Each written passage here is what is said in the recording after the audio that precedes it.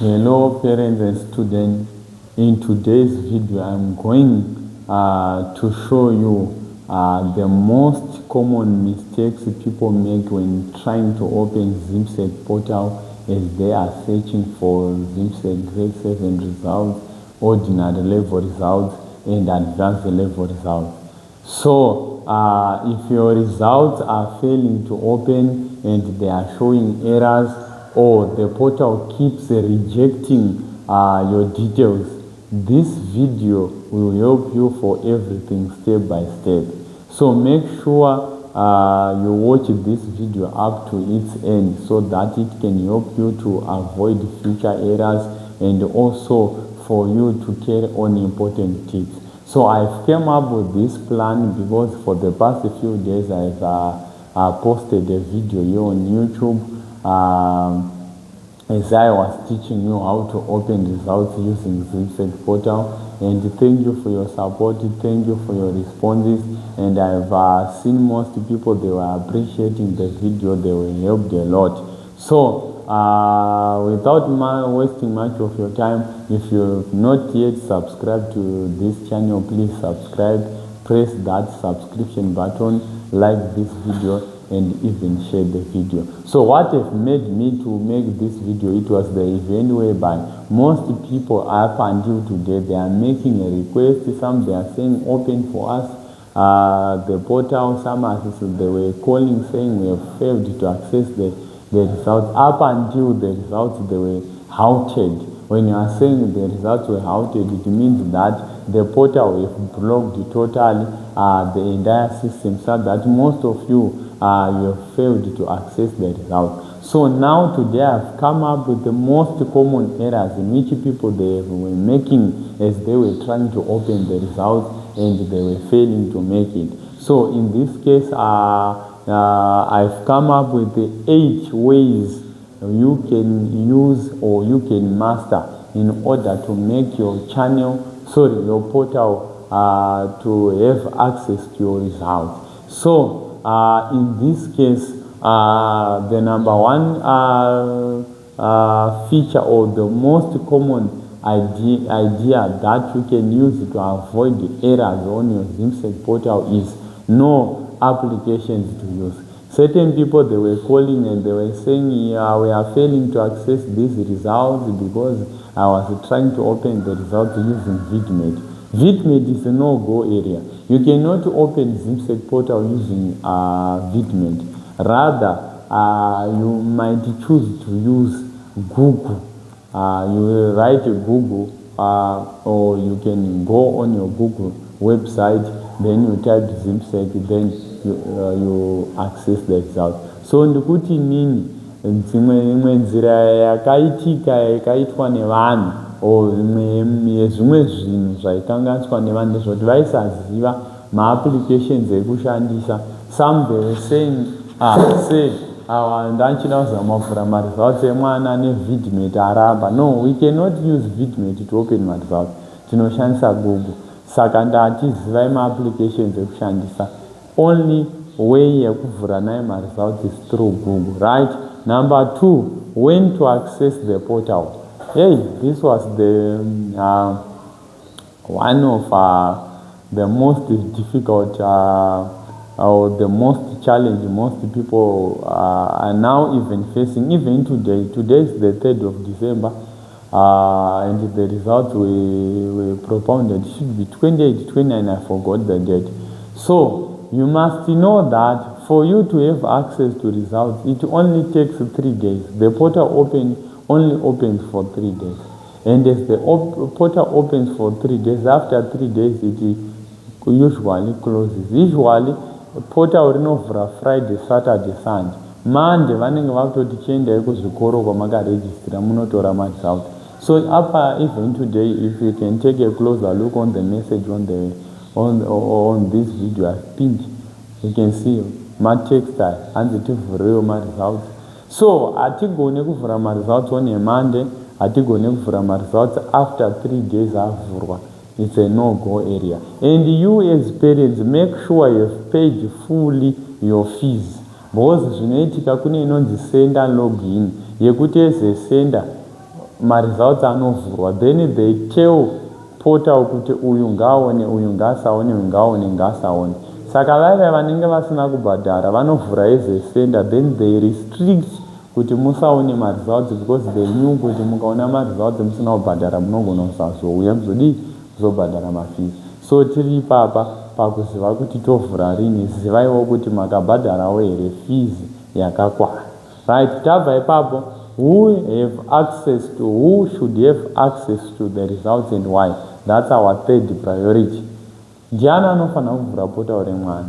Munhu anofanira kuvhura portal inini sekuziva kwangu ndekekuti someone who is computer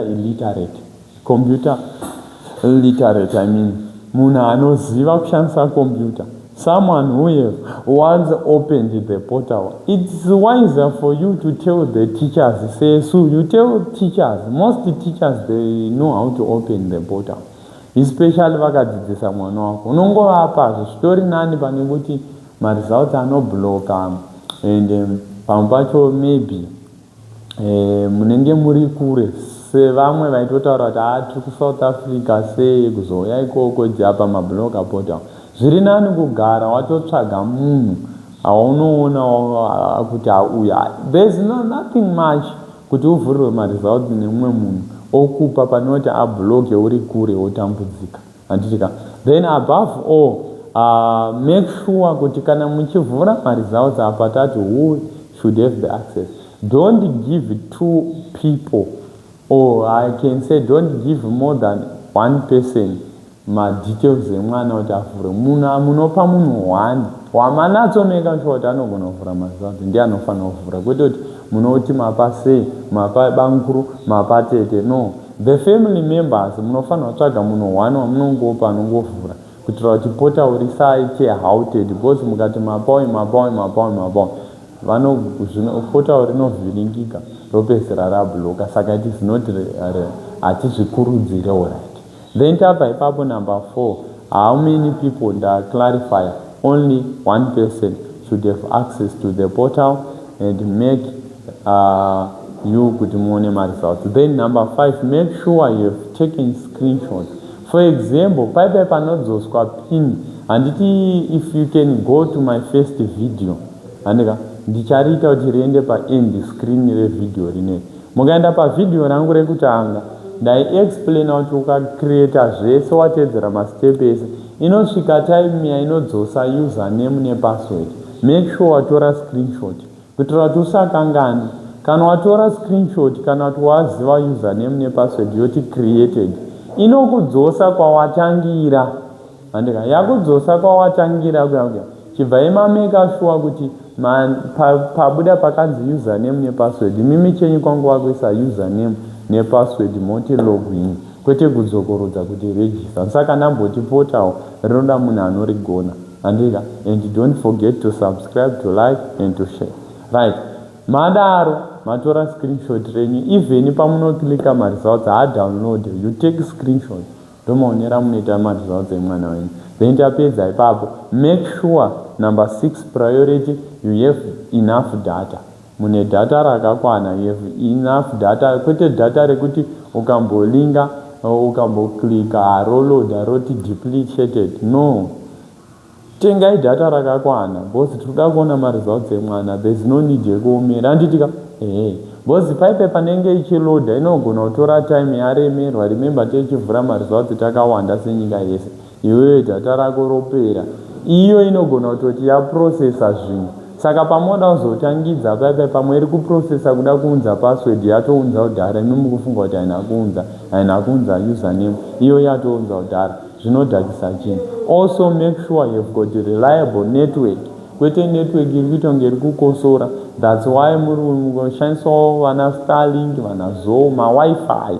Shandisa network iri reliable, kwete network iri kuita kunge iri kutumwa, kuita kunge iri kufuridzirwa network nevatorwa. No, shandisa network, make sure kuti network yedu iri kumhanya, iri kudhonza muvhura results emwana, kwete kushandisa network dzimwe dziya dzakadhakwa.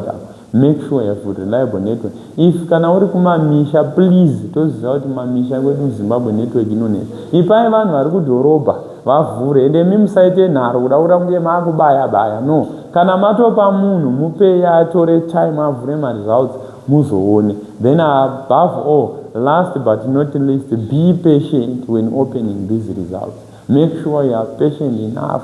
Munhu sade kumhanya kuti muchingobaya, mukabaya ipai phone time munzwe zvairi kutaura pozipota, kwete kuti muri kuda kungoklika obva avhura ipapo. No, masiye aload aende panext stage, mumasiya muload. Each stage yamasvika, be patient with it, moenda panext, be patient with it, kusvika maona zvayanyora. Because vazhinji toeda ngoti kati gagaga tobva tatoita zvatoda. No, be patient enough.